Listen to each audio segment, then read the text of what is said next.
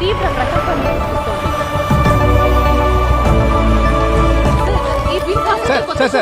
Please sir ఈ bill అసెంబ్లీలో ఎప్పుడు ప్రవేశపెడుతున్నారు సార్? సార్ ఈ బిల్ పాస్ అయితే రాష్ట్రంలో కరప్షన్ అంతమవుతుంది అనుకుంటారు సార్? తెలంగాణ ఉన్న ప్రస్తుత పరిస్థితుల్లో ఇలాంటి బిల్లును ప్రవేశపెట్టడం అవసరమంటారా సీఎం గారు? సమాధానం చెప్తాను, వెయిట్ చేయండి.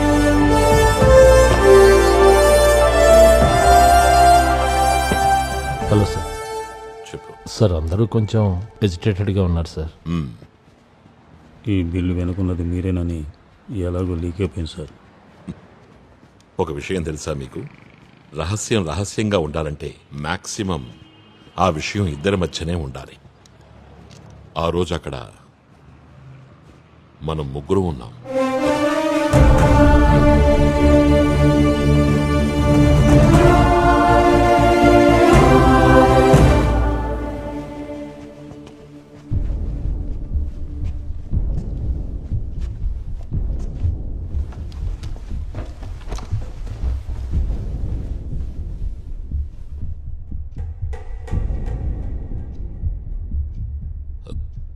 బాబీ రాలేదా?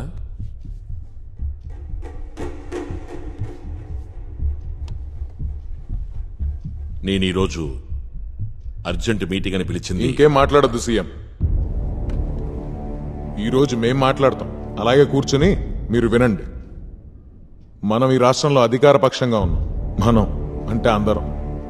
మీరు బిల్ అసెంబ్లీలో ప్రవేశపెడితే అది పాస్ అవ్వాలి.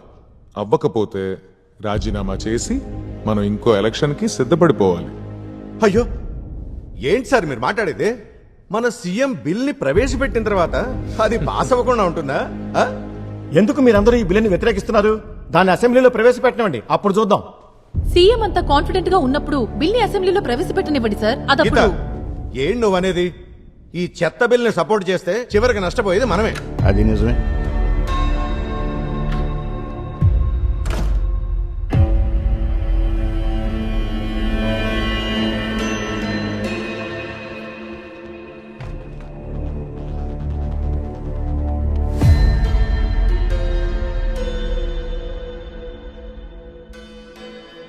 సీఎం, అధికారంలో ఉన్నంత మాత్రాన మీరేమనుకుంటే చేయడానికి కుదరదు. ఇక్కడున్న వాళ్లలో మెజారిటీ పీపుల్ నాతో కలిపి ఈ బిల్లుని పూర్తిగా వ్యతిరేకిస్తున్నాం. నేను చేయబోయే ఈ కంపారిజన్ కరెక్టో కాదో నాకు తెలీదు. కరడుగట్టిన గజ దొంగలు కూడా కొన్ని నీతి నియమాలను పాటిస్తారు. కానీ మన సీఎం గారు మాత్రం ఈ బిల్ని ప్రవేశపెట్టే ముందు ఏ నియమాల్ని గౌరవించలేదు. రామచంద్ర గారు, ఈ బిల్ని ప్రవేశపెట్టింది పార్లమెంట్ లో. దానికి మీరు సీఎం ఎందుకు దోషులు చేస్తున్నారు? నేను ఒప్పుకుంటాను గీత, మన పార్టీలో ఉన్న ఏకైక ఎంపీ ఆ బిల్లుని పార్లమెంట్ లో ప్రవేశపెట్టాడు. ఆ విషయం నీకు ముందుగా తెలుసా? తెలీదుగా? మన పార్టీ పార్లమెంట్ కమిటీలో డిస్కస్ చేశారా? లేదుగా? సరే, అది వదిలేండి. అక్కడ కూర్చున్నారు చూడండి, పార్టీ అధ్యక్షుడు. కనీసం ఆయనతో అయినా చెప్పారా? సీఎం, ఈ బిల్లు అసెంబ్లీలో ప్రవేశపెట్టడం కుదరదు. మిస్టర్ రాజా, మీరో దొంగ. మిస్టర్ రామచంద్ర, మీరు మీరు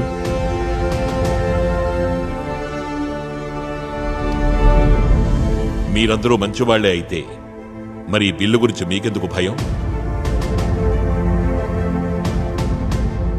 మీరు ప్రజలకు సేవ చేయండి. అప్పుడు వాళ్ళు 5 ఏళ్లు కాదు 50 ఏళ్లు మిమ్మల్ని ఎన్నుకుంటారు. వాళ్ళు మిమ్మల్ని నమ్ముతారు, ప్రేమిస్తారు, తోడుగా ఉంటారు. అది చరిత్ర. ఇక్కడ మాత్రమే కాదు, ప్రపంచంలో ఉన్న అన్ని ప్రజాస్వామిక దేశాల్లోనూ అంతే. ఈ బిల్లును అసెంబ్లీలో ప్రజెంట్ చేస్తాను. అది నా బాధ్యత.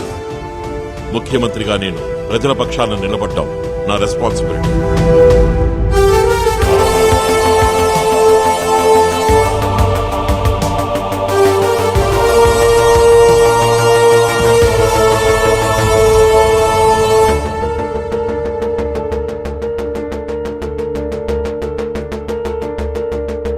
బాబీ గారు, బిల్లు పాస్ అవుతుందా రిజెక్ట్ అవుతుందా అనే దాని గురించి మేము ఆలోచించట్లేదు. కానీ ఇలాగే ఏకపక్షంగా ముందుకెళ్లాలనుకుంటే మాత్రం మాకు ఆయన సీఎం గా వద్దు. అక్కర్లేదు. ఆ యోగ్యత ఉన్న వాళ్ళు వేరే ఇంకా ఉన్నారుగా. ఇంకా చాలా ఆపు. అలాంటి ఆశలేం పెట్టుకోవద్దు, అర్థమైందా? ఎదిరింపుల ద్వేషం. నీలాంటి 4-5 కలిసి ఈయన్ని సీఎం గా కొనసాగించలేరు. ముఖ్యమంత్రిని ఎన్నుకోవడానికి కూడా ఒక ప్రజాస్వామ్య ప్రక్రియ ఉంటుంది. అర్థమైందా? బాబీ గారు, ఇక్కడున్న వాళ్ళలో మెజారిటీ ఎమ్మెల్యేల అభిప్రాయాన్ని సత్యనారాయణ ఎక్స్ప్రెస్ చేశాడు. మీరు సీఎం గా ఇంకా ఆయన పార్టీ ఏ తీర్మానం చేసినా నేను దానికి కట్టుబడి ఉంటాను. దానిలో ఎలాంటి మార్పు ఉండదు.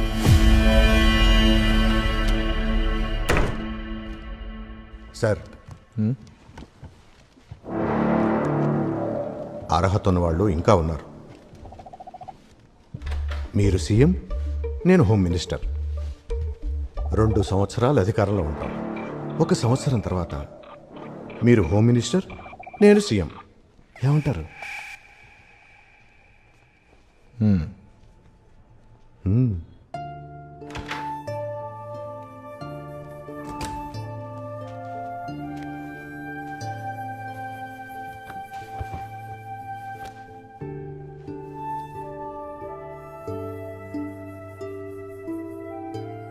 మన ఇద్దరం కలిసి ఒకే రోజు పార్టీలో మెంబర్షిప్ తీసుకున్నాం. 31 సంవత్సరాలు గడిచిపోయాయి. మన ఇద్దరం ఎప్పటికీ ఒకళ్ళ మీద ఒకళ్ళం విశ్వాసంగా ఉండాలని నాతో చెప్పింది నువ్వే. నువ్వు మర్చిపోయినట్టు నా విషయం. నా వరకు నాకు అన్ని పార్టీయే. నేను ఈ స్థానంలో కంటిన్యూ అవ్వటానికి అదే ప్రధాన కారణం. లేదంటే ఆ మీటింగ్ రూమ్లోనే నీకు నా రిజిగ్నేషన్ లెటర్ ఇచ్చేవాడిని. నేను అలా చేయకపోవటానికి కారణం ఎవరి వల్ల నా పార్టీ గౌరవం తగ్గకూడదని. నువ్వు ప్రవేశపెట్టాలనుకుంటున్న బిల్ ఎంత ఇంపార్టెంటో దాని గొప్పతనం ఏంటో నాకు తెలుసు. కానీ అసెంబ్లీలో దీన్ని ప్రవేశపెట్టలేవు. వేరే వాళ్ళ ముందు నువ్వు తక్కువగా ఉంటే నాకు నచ్చదు. మనిద్దరినీ రాజకీయ దృక్పథం, సైద్ధాంతిక విలువలను దాటి ఏదో బంధం దగ్గరగా ఉంచింది. నా వరకు నేనైతే అలాగే అనుకుంటున్నాను. నువ్వు నిజంగా నన్ను ఎంత అర్థం చేసుకున్నావో, ఎంతగా నమ్ముతున్నావో నాకు ఇప్పుడే అర్థమైంది.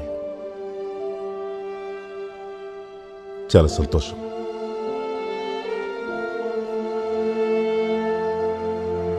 బాబీ,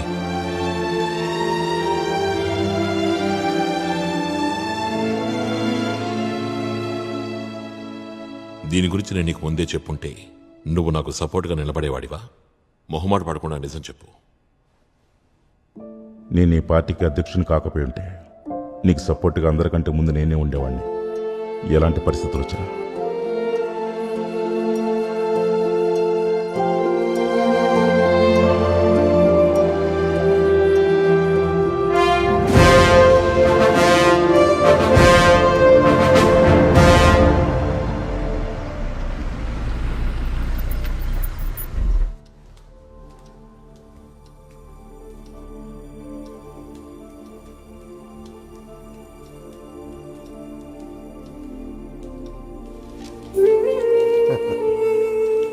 శివయ్య గారు, ఇల్లు ఎదిరిపోయింది. గల్ఫ్లో ఉండే మా బామ్మరిది నా కోసం ఇల్లు కట్టించాడని అందరూ అనుకుంటారు. కానీ ఇల్లు చేయనంది గారిది, నాది కాదు. సీఎం మీ బిల్లుని ఎట్టి పరిస్థితుల్లోనూ అసెంబ్లీలో ప్రజెంట్ చేస్తాడు. అది మీకు తెలుసు. కానీ అది అసెంబ్లీలో పాస్ అవుతుందిగా. నేను ఆ పాయింట్కి వస్తున్నాను. గవర్నమెంట్, ప్రత్యేకించి ముఖ్యమంత్రి స్వయంగా బిల్లును సభ ముందుంచితే అది పాస్ అవ్వాల్సిందే. లేదంటే గవర్నమెంట్ మీద విశ్వాసం ఏదైతే ఉందో అది కుప్పకూలుతుంది. సాధారణ పరిస్థితుల్లో అలా జరిగే అవకాశం అయితే లేదు. కానీ అసలు మీరు ఏం చెప్పాలనుకుంటున్నారు? అవిశ్వాస తీర్మానం, సీఎం అండ్ గవర్నమెంట్ మీద అవిశ్వాస తీర్మానం మనమందరం మూవ్ చేద్దాం. బిల్లు పాస్ అవ్వకపోతే ఆ తర్వాత రోజే నేను స్పీకర్ని కలిసి నోటీస్ ఇస్తాను. మనం ఇచ్చిన నో కాన్ఫిడెన్స్ మోషన్ని ఆపడానికి గాని లేదా అడ్డుకోవడానికి గాని కల్లూరి చంద్రానికి ఏ దారి ఉండదు. బిల్ ప్రజెంట్ చేసిన రోజు మనం ఆయన్ని ఉక్కిరి బిక్కిరి చేసేద్దాం. తానే అందరికంటే అధికుణ్ణి అని సీఎం ఫీలింగ్. దానికి ఆ రోజే సమాధి కట్టేద్దాం. మిమ్మల్ని విశ్వసించి మీరు నాతోనే ఉంటారన్న ధైర్యంతోనే నేను ముందుకెళ్తాను. దినేష్,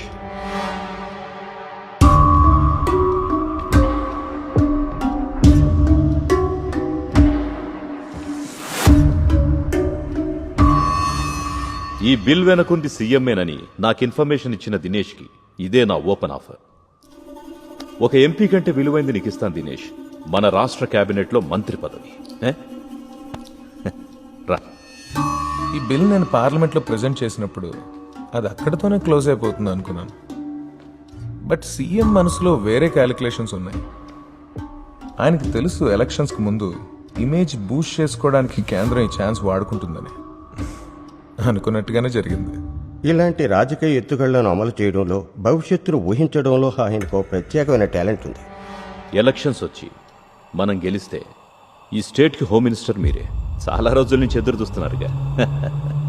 రాజాకి రెవెన్యూ. ఓ దినేష్, ఈ పోర్ట్ఫోలియోలు కాకుండా నీకేం కావాలంటే అది. మరి సీఎం ఎవరయ్యా?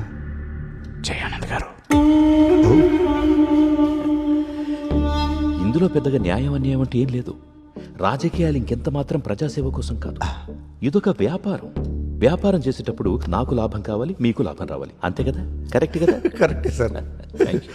అప్పుడు నేను మీతో ఉంటాను సార్. చాలా సంతోషం. నాకు అదే కావాలి. మేము బయలుదేరుతాం సార్. Okay okay. ఉంటాను sir.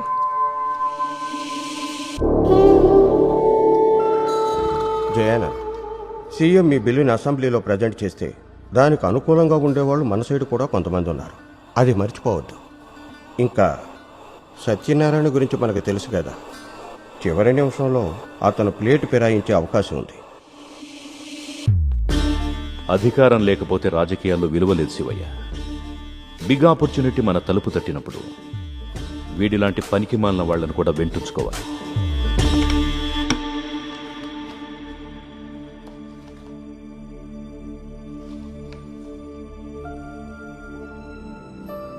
So you proposed to present the bill on the 24th. Yes, Your Excellency.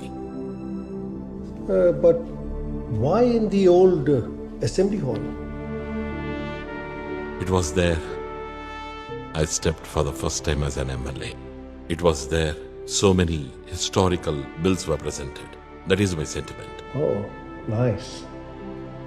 I appreciate your effort. Thank you. And your good intentions.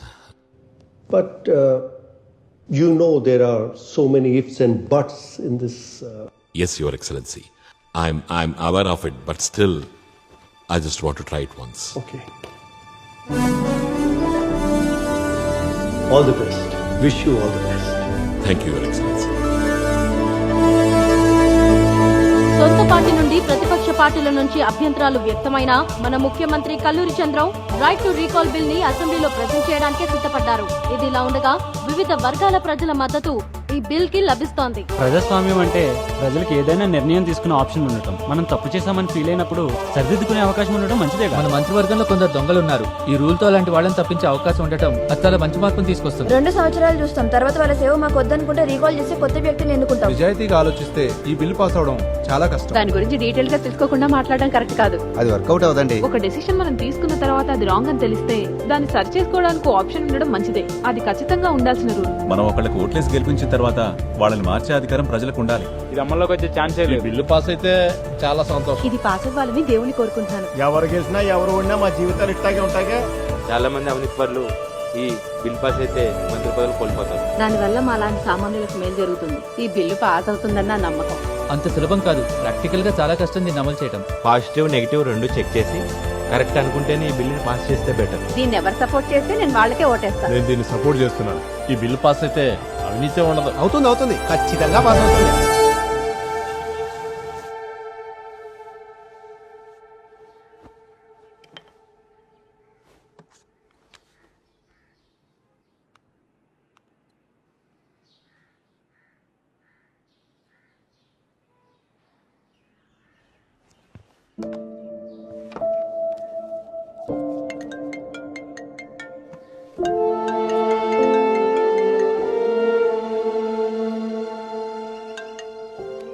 Hello, బయలుదేరావా? లేదు, ఇప్పుడే బయలుదేరబోతున్నా. బాగా మబ్బు పట్టింది, వర్షం పడచ్చు. నేను ఇక్కడే ఉంటాను, నువ్వు వెళ్ళరా.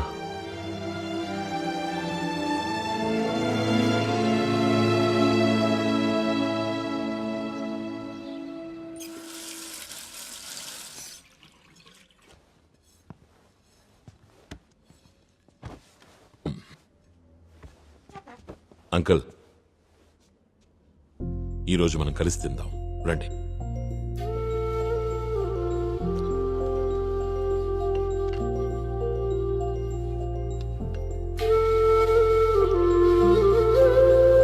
తినండి.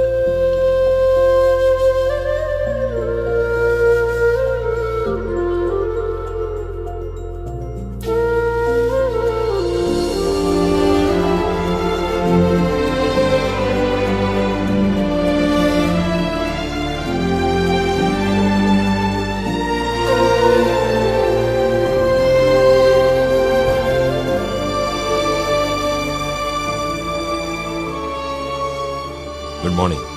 Good morning sir.